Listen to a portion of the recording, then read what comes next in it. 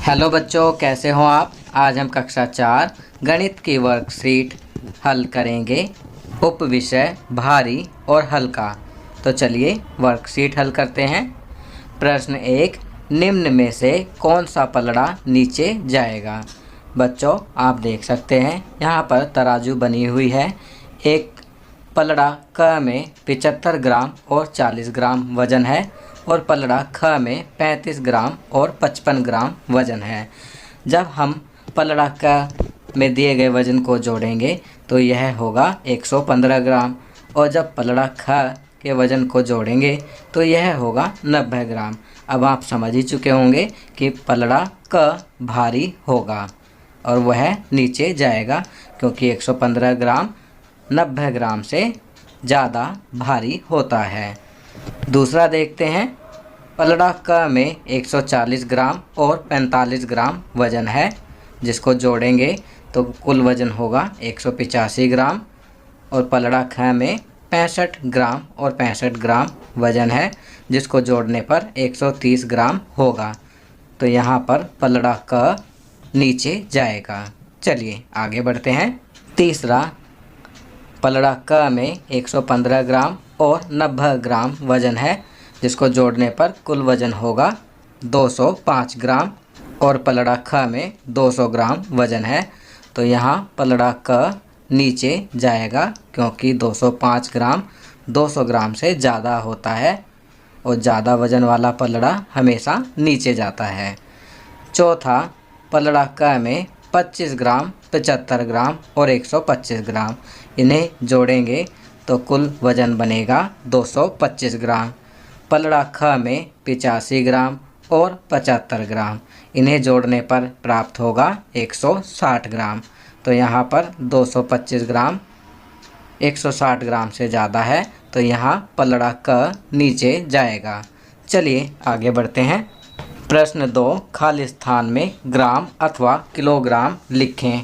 पहला, मेरे दोस्त का वजन 25 डैश है, तो यहाँ किलोग्राम लिखेंगे। दूसरा, गेहूं की एक बोरी का वजन 50 डैश है, तो यहाँ किलोग्राम लिखेंगे। तीसरा, आलू चिप्स के एक पैकेट का वजन 100 डैश है, तो यहाँ ग्राम लिखेंगे। चलिए आगे बढ़ते हैं। चौथा, फेविकॉल की एक ट्यूब का वजन 100 डैश है, तो यहाँ ग्राम लिखेंगे। पांचवा, चावल की एक बोरी का वजन 30 डैश है, तो यहाँ किलोग्राम लिखेंगे। चलिए आगे बढ़ते हैं। प्रश्न 3, निम्नलिखित जोड़ों में किसमें वजन भारी, हल्का या समान है। यहाँ हमें बड़ा, छोटा या बराबर का चिन्ह लगाना है। पहला, 1 किलोग्राम रुई, खाली बॉक्स दिया है 1 किलोग्राम तरबूज, तो 1 किलोग्राम रुई और 1 किलोग्राम तरबूज क्या होंगे, समान। तो समान के लिए यहाँ हम चिन्ह लगाएंगे बराबर का। दूसरा, 1 किलोग्राम टमाटर और दूसरी तरफ दिया है 100 ग्राम आलू, तो यहाँ पर 1 किलोग्राम टमाटर भारी हैं 100 ग्राम आलू से, तो यहाँ हम यह वाला चिन्ह लगाएंगे। प्रश्न 3, 5 किलोग्राम चावल और आगे दिया हुआ है 1200 ग्राम गेहूं का आटा, तो 5 किलोग्राम चावल ज़्यादा होते हैं, तो यहाँ हम भारी के लिए यह वाला चिन्ह लगाएंगे।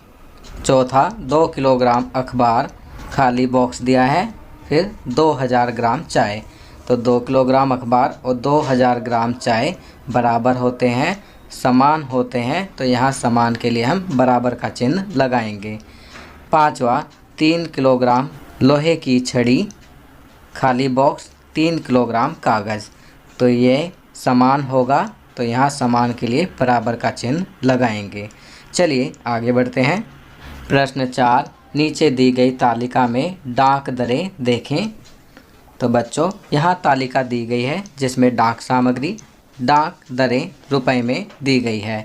डाक सामग्री एक पोस्ट कार्ड, डाक दरें 0.50 रुपये, इसे हम 50 पैसे भी कह सकते हैं। छपा हुआ पोस्ट कार्ड 6 रुपये, अंतर्देशीय पत्र 2.50 रुपये, अथवा 2.5 रुपये। पत्र वजन से पहला 20 ग्राम या उससे कम 5 रुपये, दूसरा अतिरिक्त 20 ग्राम के लिए 2 रुपये। पार्सल का वजन 50 ग्राम और उससे कम 5 रुपये, दूसरा अतिरिक्त 50 ग्राम के लिए 3 रुपये। चलिए अब नीचे दिए गए प्रश्नों को करते हैं। पहला, 50 ग्राम वजन वाले एक पत्र पर डाक टिकट के लिए आपको कितना भुगतान करना होगा? तो यहाँ पर हम लिखेंगे 50 ग्राम वजन वाले एक पत्र पर डाक टिकट के लिए किया जाने वाला भुगतान होगा 20 ग्राम तक के लिए भुगतान 5 रुपये, अगले 20 ग्राम के लिए भुगतान 2 रुपये, अगले 10 ग्राम के लिए भुगतान 2 रुपये। तो कुल भुगतान हुआ 9 रुपये। दूसरा, 200 ग्राम वजन वाली पुस्तक को पार्सल किया जाना है। पुस्तक को पार्सल करने की लागत ज्ञात कीजिए। तो यहाँ पर हम लिखेंगे 200 ग्राम वजन वाली पुस्तक को पार्सल करने की लागत होगी 50 ग्राम तक के लिए लागत 5 रुपये, अगले 150 ग्राम के लिए लागत 9 रुपये, क्योंकि प्रत्येक 50 ग्राम के लिए 3 रुपये होगा। तो 3 गुणा 3 बराबर हो जाता है 9 रुपये। तो कुल लागत हुई 14 रुपये। चलिए आगे बढ़ते हैं। जीवन कौशल गृह बजट। घर के बजट की योजना बनाना सबसे महत्वपूर्ण कदमों में से एक है, जो किसी भी परिवार को अपने वित्तीय स्वास्थ्य को सुनिश्चित करने के लिए उठाने की आवश्यकता होती है। यदि आपके पास अपने मासिक नकदी प्रवाह और बहिर्वाह को ट्रैक करने के लिए कोई ठोस योजना नहीं है, तो खर्च हाथ से निकल सकता है। बजट की योजना बनाना 4 आसान चरणों से सरल बनाया जा सकता है। तो बच्चों, जीवन कौशल में गृह बजट के बारे में बताया गया है कि हमें अपने खर्चों को नियंत्रित करना चाहिए और आय व्यय का हिसाब रखना चाहिए और अपने घर का बजट बनाना चाहिए। बजट की योजना बनाना 4 आसान चरणों से सरल बनाया जा सकता है। कौन कौन से चरण हैं? पहला, अपनी मासिक आय जोड़ें। दूसरा, मासिक खर्च घटाएं। तीसरा, अतिरिक्त और अनावश्यक खर्चों की जांच करना। और चौथा, बचत करना। चलिए आगे बढ़ते हैं। नीचे दी गई अपने घर के बजट से संबंधित तालिका को भरें और नीचे दिए गए प्रश्नों के उत्तर दें। बच्चों, अब यहाँ पर एक तालिका दी गई है।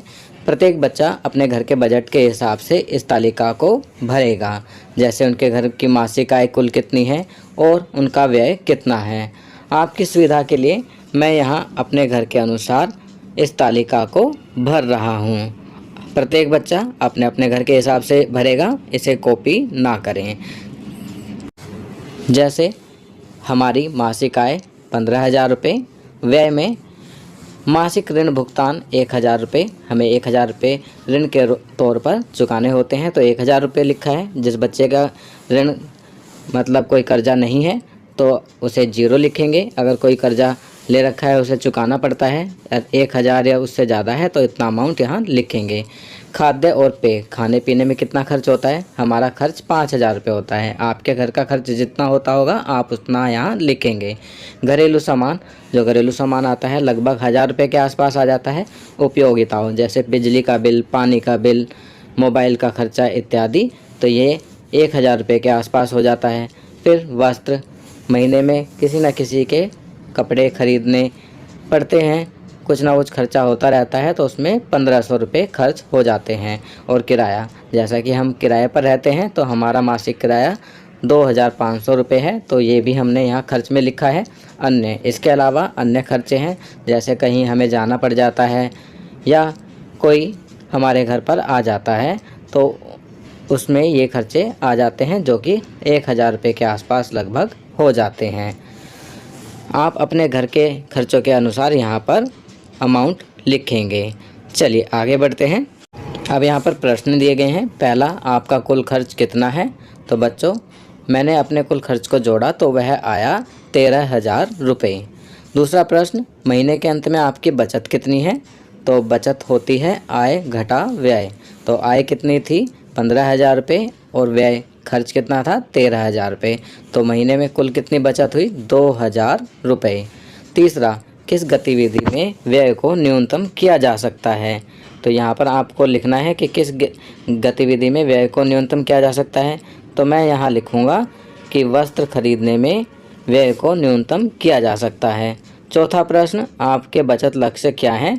क्या आप उन्हें हासिल करने में सक्षम हैं? इसके बारे में अपने माता पिता से पूछें। तो आपको अपने बचत लक्ष्य बताने हैं।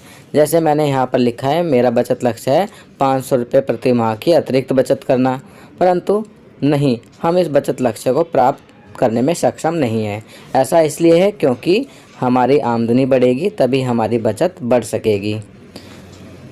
पांचवा प्रश्न, वर्ष के अंत में आपकी वार्षिक आय और बचत क्या है? तो वर्ष के अंत में हमें अपनी पहले वार्षिक आय जोड़नी है। एक वर्ष में 12 महीने होते हैं, 12 गुना 15,000, 15,000 मासिक आय थी, तो कुल उत्तर होगा है 1,80,000 और बचत थी 2,000 रुपये प्रति माह की, तो 12 महीने में बचत हो गई 24,000 रुपये। तो आप सभी बच्चे अपने अपने घर के अनुसार आय और खर्चों के अनुसार इन प्रश्नों के उत्तर लिखेंगे। तो बच्चों, ये वर्कशीट यहाँ कंप्लीट होती है। अगर ये वीडियो आपको अच्छी लगी तो इसे लाइक एंड शेयर ज़रूर करें। अन्य विषयों पर बने हमारे लेटेस्ट वीडियोस को देखने के लिए चैनल को सब्सक्राइब करना ना भूलें और देखते रहिए हमारा channel knowledge kingdom. Thank you.